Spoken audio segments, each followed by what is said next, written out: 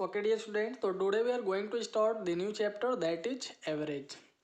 तो in this chapter we will learn about average, what is average यानी average क्या होता है and the problems based on average, और average के base पे जो problems होते हैं all these we will learn here. तो first let us see what is average. तो average is simply a single value which gives us an indication of other values or quantities in a group.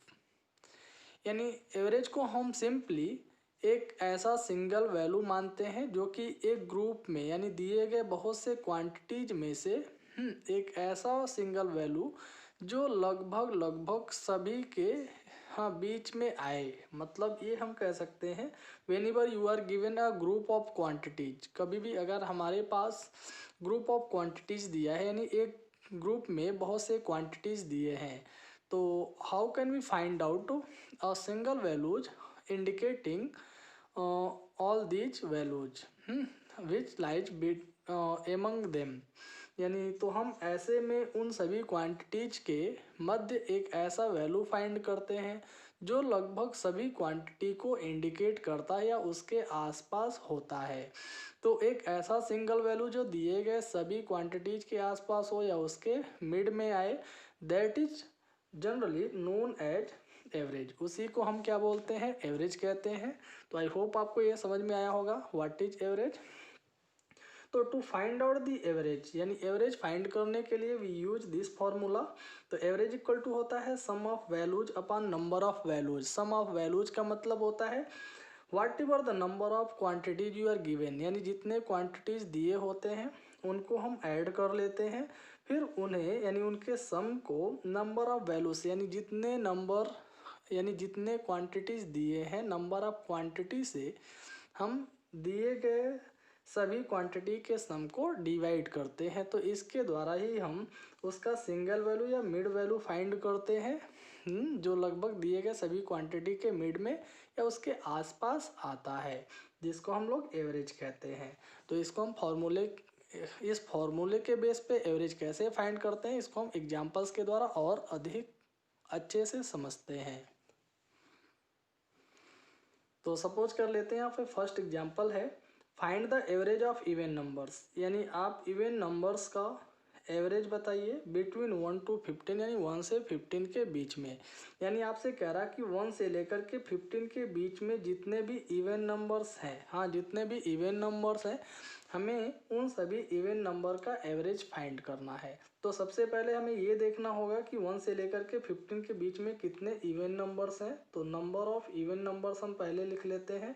तो 1 से 15 के बीच में even number क्या आएगा, 2 आएगा, 4 आएगा, 6, 8, 10, 12 और 14 ये आएंगे। तो these are the even numbers between 1 to 15।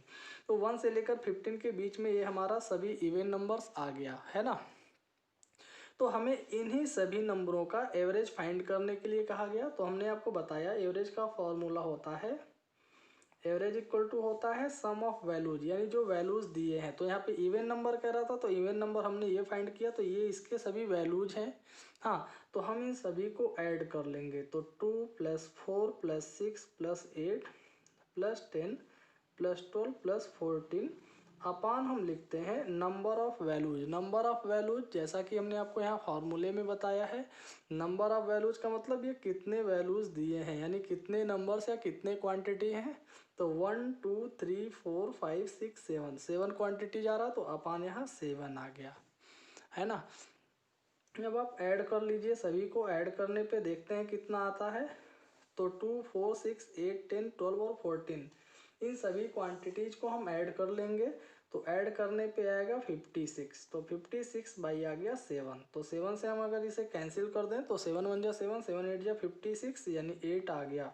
तो इसका मतलब 2 से लेकर के 14 तक जो ये इवन नंबर्स हैं या 1 से 15 के बीच में जो सभी इवन नंबर्स हैं, इन सभी इवन नंबर का एवरेज कितना है, 8 है। तो 8 इज द आंसर। 8 ही आपका आंसर आ गया। तो आई होप आपको ये समझ में आ गया होगा। ओके स्टूडेंट्स, तो now let us see one more example. तो here you are given Rahul scored 71, 83, 58 and 68 runs in 4 innings. कहा जा रहा है कि राहुल 4 इनिंग्स में यानी 4 पारियों में 71, 83, 58 और 68 रन्स बनाए, यानी 4 पारियों में वो इतना इतना इतना रन बनाया है। While Sachin scored 67, 83 and 72 runs in 3 innings, जबकि सचिन 3 इनिंग्स यानी 3 पारियों में इतने इतने और इतने रन्स बनाए। तो हु हैज बेटर एवरेज, तो कह रहा इन दोनों में से किसका एवरेज बेटर है। हाँ, दोनों के रन बना, इसका 4 पारियों का ये रन दिया है और सचिन का 3 पारियों का ये रन दिया है। तो पूछ रहा है कि दोनों में से किसका एवरेज बेटर है यानी अच्छा है। तो क्लियर है कि जिसका एवरेज ज़्यादा आएगा वो बेटर होगा और जिसका कम आएगा वो उससे लो होगा। तो हम दोनों का अलग अलग एवरेज फाइंड कर लेंगे, फिर कंपेयर कर लेंगे कि किसका बेटर है और किसका बेटर नहीं है। तो हम पहले राहुल का स्कोर एवरेज निकालते हैं। तो average of Rahul equal to क्या होगा। अब एवरेज फाइंड करने के लिए हम क्या करते हैं, हमने बताया formula some of values upon number of values, यानी जो राहुल का स्कोर है उसके सभी वैल्यू को हम ऐड करके जितने नंबर्स हैं उससे हम डिवाइड कर देंगे। तो राहुल का स्कोर है 71, 83, 58 और 68। तो इन चारों के सम को, हाँ कितने वैल्यूज हैं 1 2 3 4 वैल्यूज हैं तो 4 से हम डिवाइड कर देंगे। यानी ऊपर हमेशा सभी वैल्यूज का सम होता है और नीचे होता है नंबर ऑफ वैल्यूज, यानी कितने वैल्यूज हम ऐड कर रहे हैं। तो कितने वैल्यू ऐड हो रहा है 1 2 3 4 वैल्यू ऐड हो रहा है तो अपान में 4 हो गया। अब आप सभी को ऐड कर लेंगे। हाँ, तो 71, 83, 58 और 68 को हम ऐड करेंगे तो 280 आएगा। तो 280 को 4 से डिवाइड करेंगे, 4 1 जा 4, 4 7 जा 28 यानी 70 आ गया। कितना आ गया स्टूडेंट 70। इसका मतलब राहुल का एवरेज 70 आ गया। लगभग लगभग वो हर मैच में 70 के आसपास नंबर बनाया, इसका मतलब ये हो गया। हाँ, ऐसे हम सचिन का स्कोर यानी एवरेज फाइंड करते हैं। नाउ एवरेज ऑफ सचिन, तो सचिन का एवरेज फाइंड करने के लिए इसका सभी जो स्कोर है 67, 83 और 72 ये ऐड कर लेंगे अपान, यहाँ पे कितने वैल्यूज हैं 3 तो इसके अपान हम क्या रखेंगे 3। यहाँ पे 4 वैल्यूज था तो अपान 4 आया, यहाँ 3 है तो 3। अब आप ऐड कर लीजिए, देखिए ऐड करने पे कितना आएगा। तो यहाँ पे ऐड करने पे आ रहा 222 अपान 3 से हम डिवाइड कर लेंगे इसको। तो 3 से डिवाइड करने पे आएगा 3 7 जा 21 और 3 4 जा 12, ये 3 1 जा 3 यानी 74 आ गया।